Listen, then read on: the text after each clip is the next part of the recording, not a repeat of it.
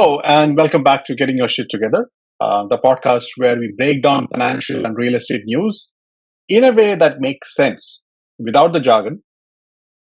I am Neil Joseph, and always am joined by my co host, Jerome. Hey, Neil.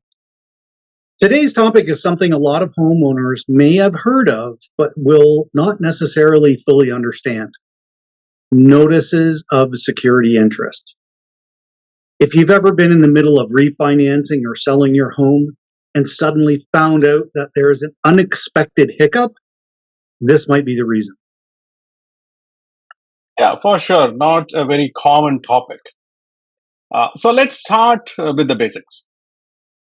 A notice of security interest is a legal notice that can be placed on the title of your property.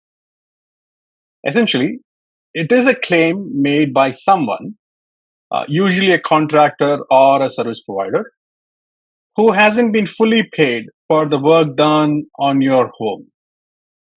It is their way of securing payment by attaching a legal hold on your property's title.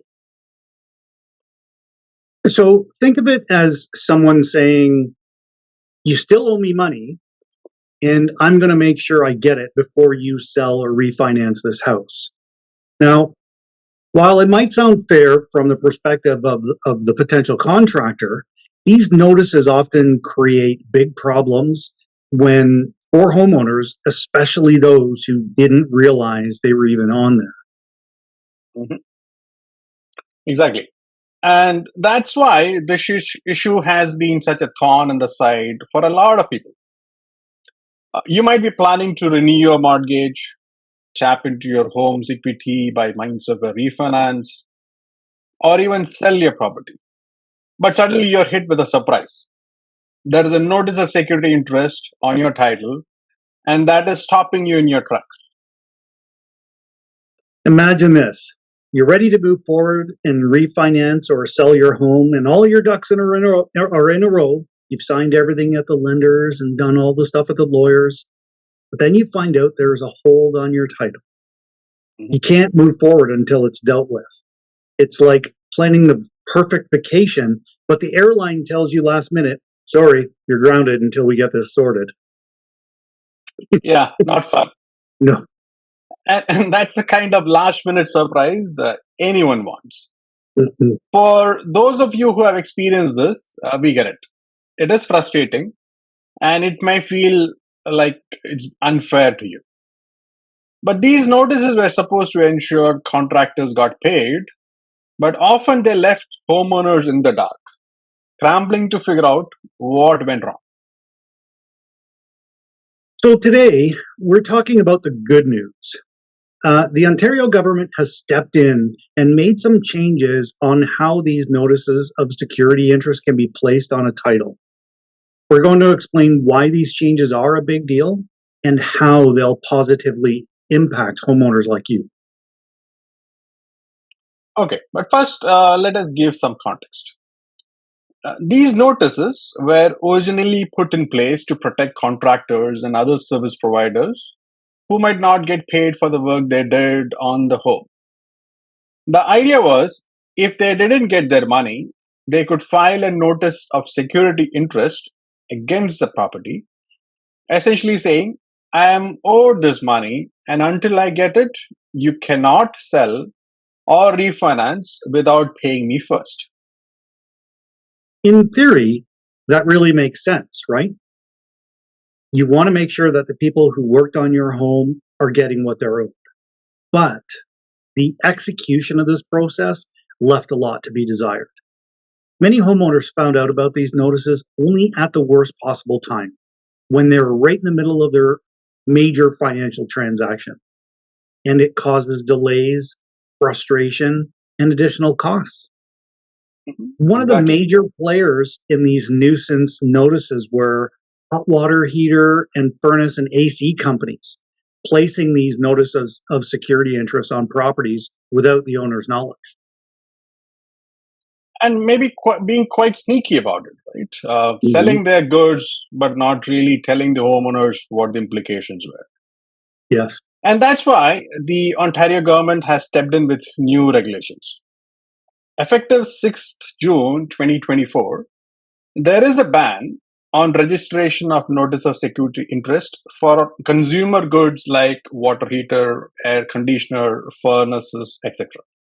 These new rules make sure homeowners are better protected, and more importantly, that there is more transparency around when and why a notice of security interest can be placed on your title.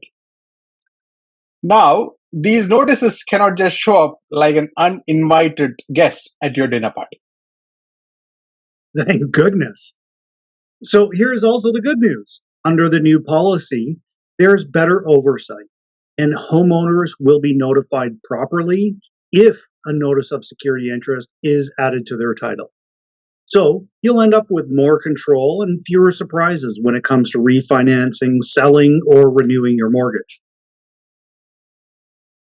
And if you're thinking, well, great, who does this benefit? Well, the answer is you, homeowners. This change puts the power back in your hands.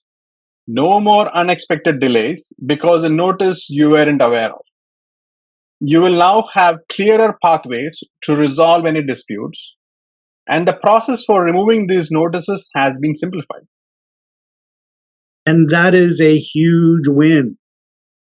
Homeowners can now rest a little easier knowing they won't get stuck in a long legal back and forth just because of some paperwork they weren't aware of.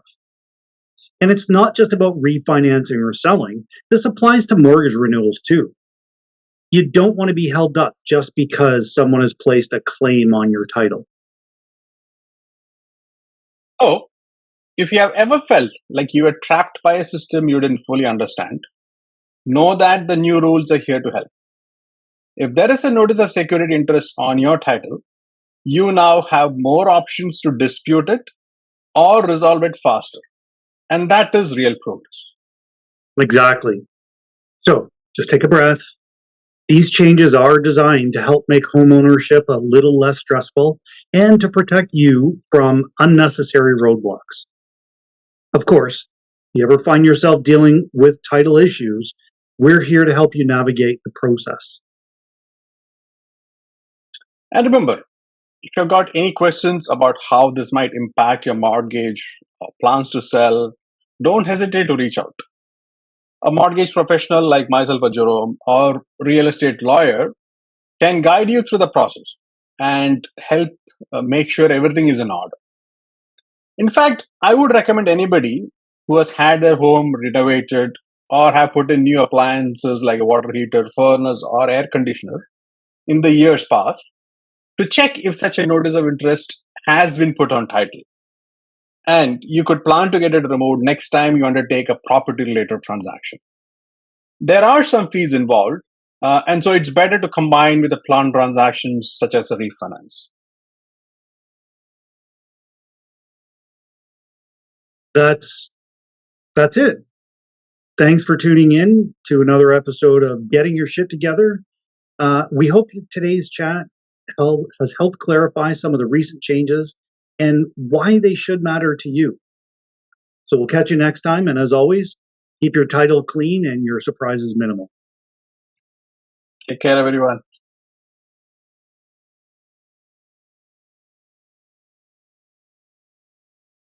Welcome to the second half of Getting Your Sht Together. I'm Neil, and as always, I've got my co-host Jerome here with me. We will dig into a big news for first-time homebuyers, big enough that it's making waves in the mortgage world. Jerome, how excited are you to finally have a reason to talk about something other than your classic cars? Oh, Neil, I'm pumped. But of course, I still love my classic cars. Today, we're talking about the federal government making mortgages fun. Because who doesn't love 30 years of debt? Well, fun might be a stretch, but yes, there are two new changes aimed at helping first-time homebuyers get into the market. We have got the new 1.5 million purchase price limit for insured mortgages. And they're also allowing 30-year amortization for first-time home buyers. Both of these changes are effective from 15th of December 2024. And so if you want to take advantage of these options, then your mortgage application needs to be submitted after this date. Realistically speaking, you can take advantage of these options only if your purchase is closing maybe a couple of weeks after the 15th of December. Of course, due to the administrative work involved in getting a mortgage approved and funded and whatnot. So let's get into it. There is quite a lot to unpack. And let's face it, if you are a first-time home buyer in Toronto, you're probably already thinking, wait, how am I supposed to afford anything here? Don't worry, we've got your back, or at least we'll try. Okay, so let's kick things off with the new limit of 1.5 million purchase for insured mortgage. So, for folks who don't know, before this change, if you were looking to buy a property over $1 million, you needed at least 20% down payment. Now, first-time homebuyers can go up to 1.5 million with less than that, as long as they get mortgage default insurance. Yes, which is great. If you've been feeling like $999,999 was just too cheap for your taste, now you can bump your budget up. Your budget and still put down, let's say, 10%. I mean, who doesn't love the idea of a slightly smaller down payment on a much bigger mortgage payment? It's like getting a bigger slice of cake and then eating it for 30 years. Wow, 30 years. Exactly. Yeah. But in all seriousness, this change is mainly going to help buyers who already have a higher income, say about 205,000 and more, plus a down payment of more than 75,000. It's still not easy, but it opens up more options for what is probably a small section of prospective buyers. Let's review this with a range of scenarios, existing as well as soon to be available ones, that facilitate the purchase of property for, say, 1.5 million. As you can see, one would need a household income of $300,000 and a down payment of at least $125,000 in order to purchase a 1.5 million property using an insured mortgage. At the lower end of the income range, one would need a household income of $222,000 and $300,000 of down payment to make such a purchase. Of course, using a conventional mortgage, since they would have 20% down with $300,000. So it's quite a large range depending on how much income and down payment available. Mind you, closing cost is in addition to these stated down payment figures. It is not easy and won't be the case for a vast majority of prospective homebuyers. Right. So if your household income is up there and you've got some cash saved up, it's not a bad opportunity to get into the market. But you've got to plan smartly. Otherwise, you might find yourself eating ramen noodles for a while. Just look at the interest costs over that 5-year period.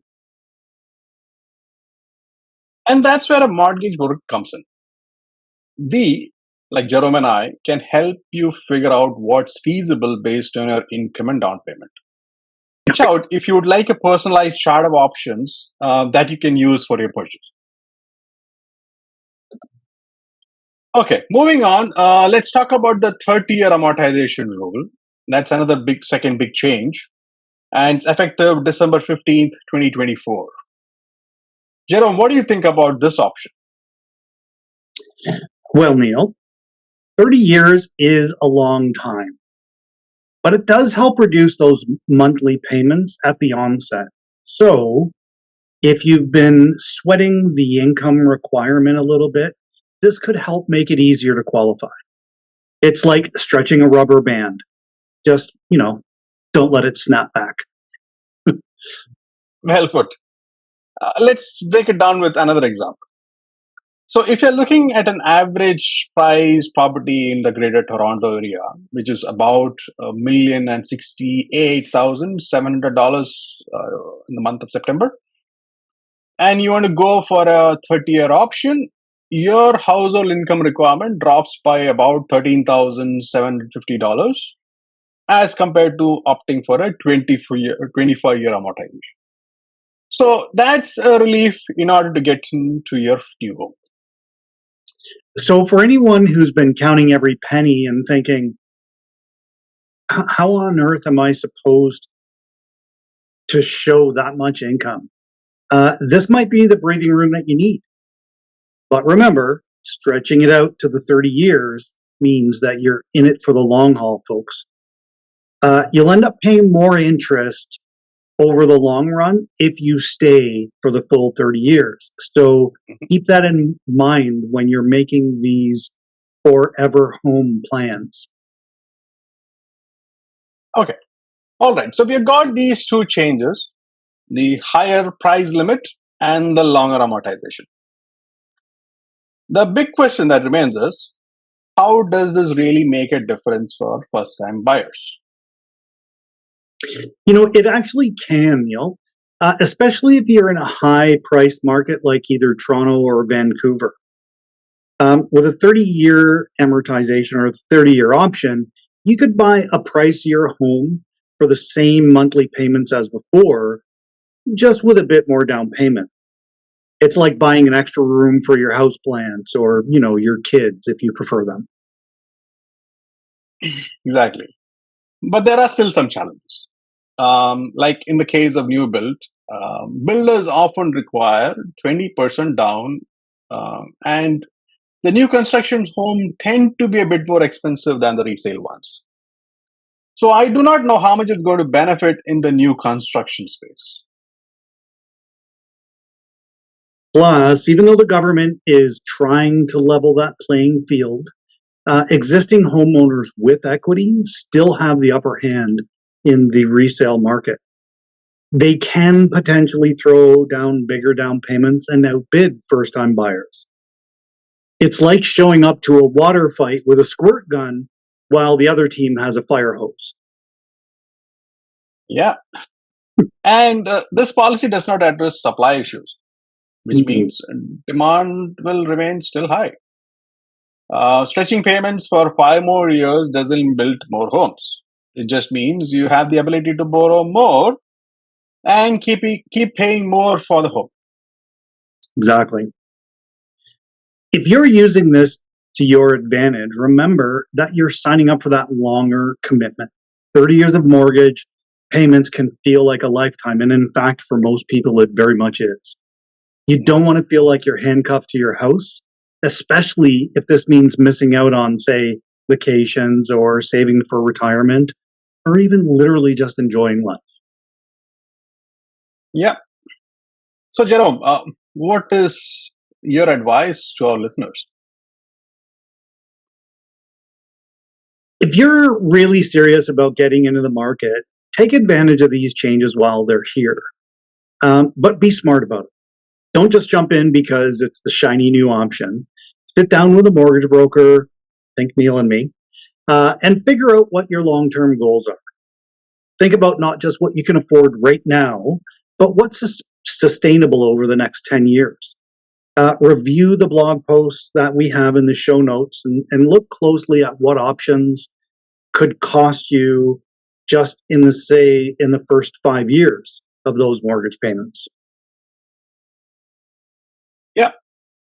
These new rules can give first-time home buyers a bit more flexibility. But it's important to plan ahead and know what you're getting into. And hey, if you do it right, you will look back in 10 to 15 years and be glad about the smart choice you made. That's right, because who wants to be that person still paying off their mortgage when they're 75? Not me. Definitely not you. Neil? Never.